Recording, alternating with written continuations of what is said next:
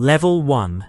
The Watcher. You're 19, working the night shift at a 24-hour diner outside Sacramento, and you've started noticing something about people that most people never notice about themselves. They don't actually want answers, they want certainty.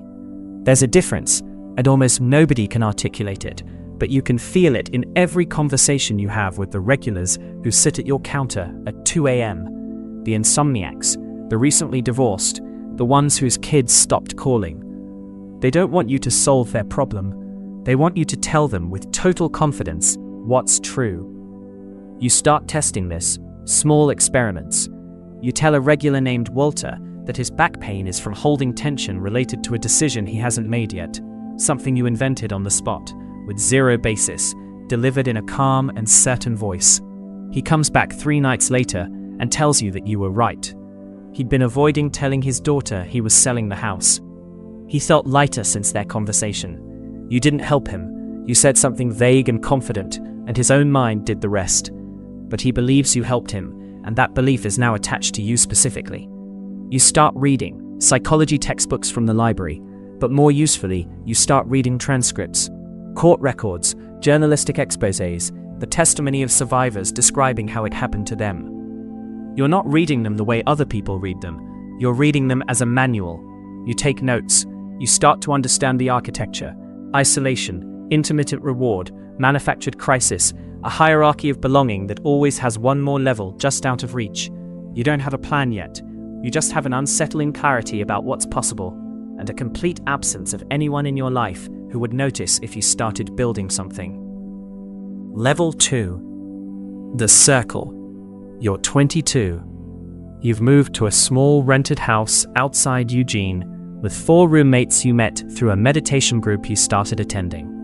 Not because you believed in it, but because you wanted to study the room. You begin hosting your own gatherings. Small. 6 people, then 9. You call it a discussion group. Nothing more dramatic than that. You talk about consciousness, about authenticity, about how modern life disconnects people from something true. None of what you say is original. You've assembled it. Fragments from Eastern philosophy, stripped of context. Pop psychology repackaged as revelation. Therapeutic language borrowed and slightly distorted. The content matters less than you expected. What matters is delivery. Unwavering eye contact. Long pauses before answering questions. A refusal to ever seem uncertain. You identify the people who are most isolated first. Recent breakups. Estranged families. People whose jobs don't give them any sense of purpose. You give them what they're starving for. Focused attention from someone who seems to genuinely understand them. A woman named Renata becomes your first real test case. 26, recently left an engagement, working a job she hates. You spend 2 hours with her after the first gathering, asking questions, listening with total stillness, occasionally offering an observation about her that feels uncannily accurate. Because you've learned to read the small signals everyone gives off without realizing it. 3 weeks later, she's at every gathering. She's brought 2 friends. She refers to the group as the only place I feel like myself. You feel something when she says that. Not guilt, not yet. Something closer to recognition. You built that sentence in her mouth. You watched it happen from the inside. Level 3. The Doctrine. You're 24. The group has grown to 31 people, and you've realized you need something more structural than a feeling. You spend 4 months building what you privately call the framework, a complete belief system with its own vocabulary, its own creation story, its own explanation for suffering. You borrow heavily, but obscure your sources well enough that no one traces it back. You give it a name that sounds ancient, but isn't. The continuum. The genius of it, you realize as you're building it, is the structure of partial revelation. Nobody gets the whole picture at once. Newcomers get a simplified, appealing version. Purpose, belonging, a sense that they found something the rest of the world is too asleep to see.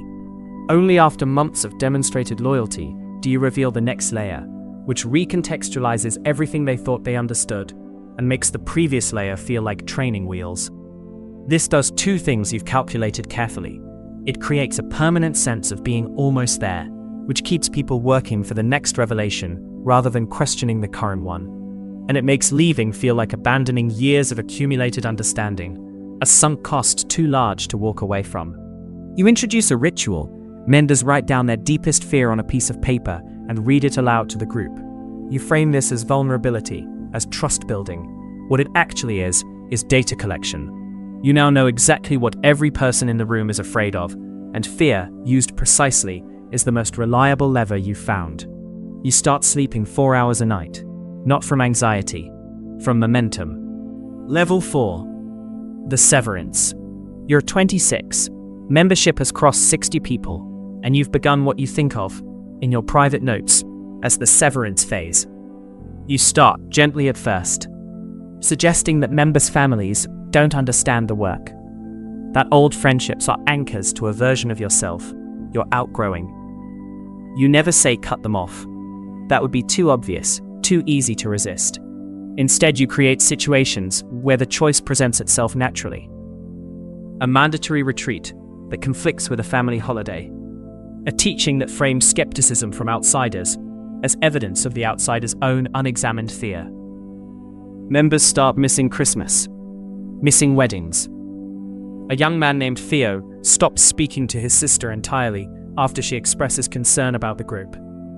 And you watch this happen with something between satisfaction and a feeling you don't examine too closely. You move the group into a shared property, a former retreat center you lease using funds pooled from members, several of whom have signed over significant savings to support the mission. Now everyone lives together. Now you control the food, the schedule, the sleep, the information that comes in from outside. This is when the real architecture takes hold, because isolation isn't a side effect anymore. It's the operating system. A woman who joined 8 months ago, Marisol, comes to you privately one night, frightened. She says she had a dream where the continuum wasn't real, where she'd given up everything for nothing. You don't dismiss it. You tell her the dream is significant. You tell her it means she's close to the next threshold, the one where the ego makes its final desperate attempt to pull her back. She thanks you. She apologizes for doubting. You watch her leave the room, and you feel the machine working exactly as designed. Level 5, the inner ring. You're 28. There are 93 people living under your direction now, spread across the original property and a second one you acquired 18 months in. You've built what you call the inner ring, a small group of 12 members who have access to teachings the others don't know exist. Membership in the inner ring isn't earned through belief, it's earned through compromise. Each member has done something for you that they could never undo or explain to an outsider. Diverted money, lied to family on your behalf, participated in confrontations designed to break down a wavering member's resistance. This is the part of the architecture you're proudest of, in the cold, analytical part of your mind that still exists separate from the performance. Shared complicity binds people more permanently than shared belief. Belief can erode. Complicity cannot be undone. You begin sleeping with several members of the inner ring, framing it as a spiritual practice that dissolves ego attachment. You tell each of them, privately, that what exists between you is unique, sacred in a way the others wouldn't understand. You watch them compete quietly for your attention, and you let the competition exist because it keeps them invested. There's a moment, late one night, alone, after everyone else is asleep, where you catch your own reflection in a dark window and don't recognize the calculation in your own face. It lasts maybe 4 seconds. You turn off the light before you have to look longer.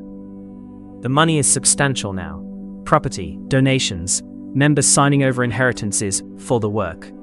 You've stopped thinking of it as theft. You started thinking of it as tuition for a transformation you genuinely believe, in a way that troubles you when you let it, that you're providing. Level 6. The crisis. You're 30. A member named Dorian leaves.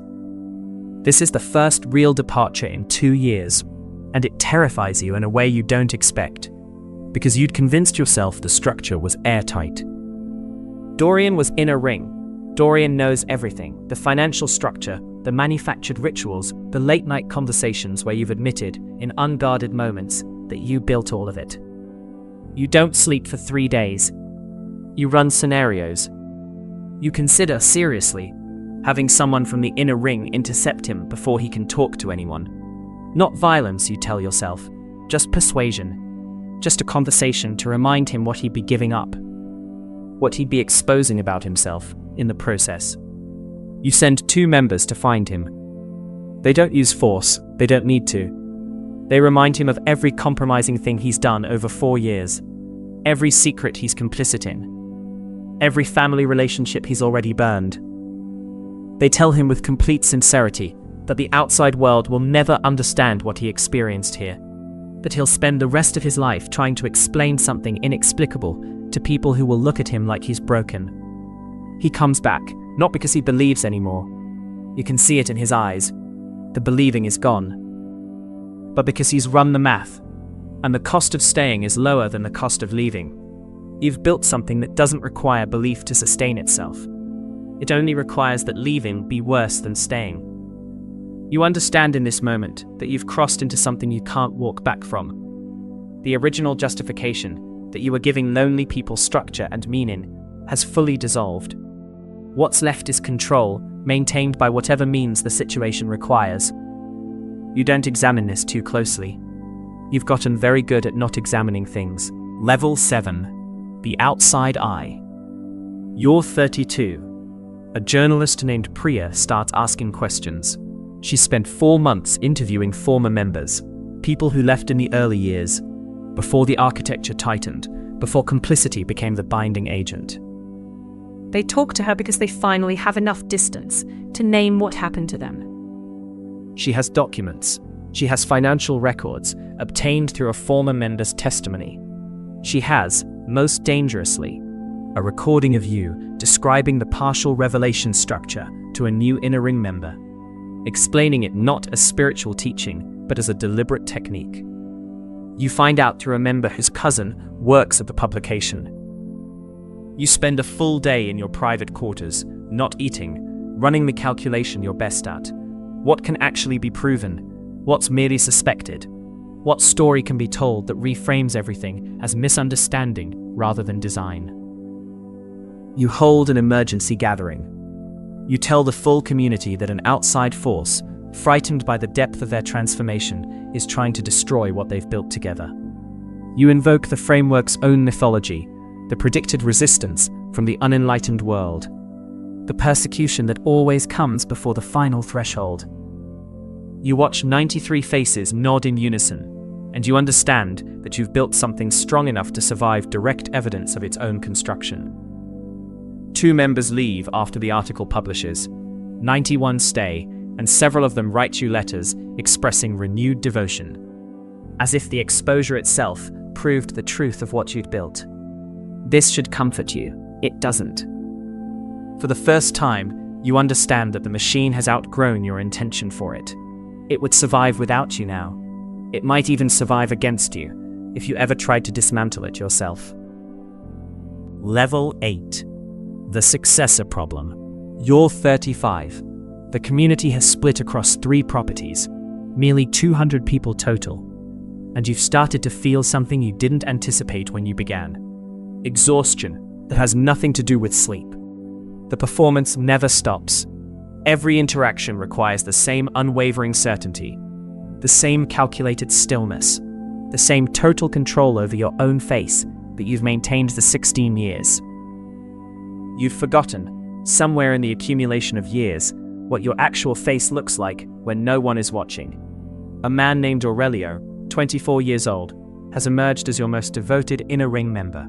Someone who absorbed every technique you taught, who has begun without your explicit instruction, replicating your methods with newer members.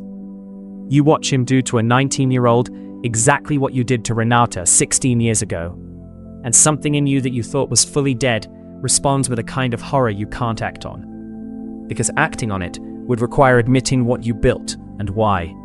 You start grooming him as a successor, not because you trust him, but because you've realized you cannot stop being the center of this without someone else becoming the center of it. The structure requires a singular point of authority. If you step back without replacing yourself, the whole architecture risks collapsing into competing factions, exposure, federal attention. You teach him the final layer, the one even the rest of the inner ring doesn't know. That the continuum was constructed, that none of it is true in the way they believe it's true, that the entire edifice is built on a correct understanding of human psychological need, weaponized with total precision. He listens to this revelation the way you once listened to nothing because no one ever told you. His face doesn't change. He nods slowly, processing not the truth but the implication. Now he knows how to do it himself. You realize too late that you've just trained your replacement and your greatest future threat in the same conversation. Level 9. The Reckoning. You're 38. The federal investigation begins quietly. Financial irregularities first, the kind of thing that draws regulatory attention before it draws criminal attention. Then a subpoena. Then 2 former members agree to testify, protected by an attorney who has been building a case for over a year, using records smuggled out by someone inside. You learn, through channels you've cultivated over 2 decades, that Aurelio is one of the people cooperating. This breaks something in you that you didn't know was still capable of breaking. Not because he turned against you. You'd have understood that, even respected it. The same cold calculation you taught him turned back on its source. What breaks you is smaller and stranger. He kept a journal. Federal investigators have read entries describing in his own words the exact moment you taught him the final layer. The moment he understood what he was actually part of. He wrote that he felt sick. He wrote that he stayed anyway, for 3 more years, because by then leaving meant losing everything he'd built inside the structure you gave him. You recognize every sentence. You wrote nearly the same internal monologue, just never on paper. Just never anywhere that could be found. You spend your last weeks of freedom doing something you haven't done in 19 years, telling the truth, just to yourself, in the privacy of your own mind, without an audience to perform for. You built something real out of something false. You hurt people who trusted you with the most honest parts of themselves. You knew every single time exactly what you were doing. The knowledge doesn't undo anything. It just sits there, finally acknowledged, while you wait for the knock on the door that you've known, on some level, was always coming. Level 10. The architecture without the architect. You're 41. You've spent 3 years in federal custody, convicted on charges related to financial fraud and coercive control, though prosecutors openly admitted in court that the law struggled to fully capture what you'd actually built. The community didn't dissolve when you were arrested. This is the detail that haunts you most. More than the sentence, more than the testimony, more than Aurelio's journal entries read aloud in a courtroom. A faction of devoted members reorganized under new leadership. Not Aurelio, who cooperated and disappeared into witness protection, but someone else, someone you never specifically trained, who absorbed the architecture simply by living inside it long enough to understand its mechanics. You read about it sometimes in articles that reach you through approved channels. The new structure operates almost identically to the one you built. Partial revelation, manufactured crisis, a hierarchy with one more level, always out of reach. You sit in a small cell, and you understand something that no one in your old life would believe you capable of understanding. You didn't invent control. You discovered a pattern that already existed in how human minds attach to certainty. And once discovered, that pattern doesn't require you specifically to keep operating. It only requires someone willing to use it. You think sometimes about Walter, the man at the diner counter, decades ago, whose back pain you diagnosed from nothing. You wonder if he's still alive. You wonder if he ever thinks about the night a 19-year-old stranger told him something confident and untrue, and he believed it, because believing was easier than sitting with uncertainty. You understand now what you understood then, except now it costs you something to understand it. People don't want answers. They want certainty.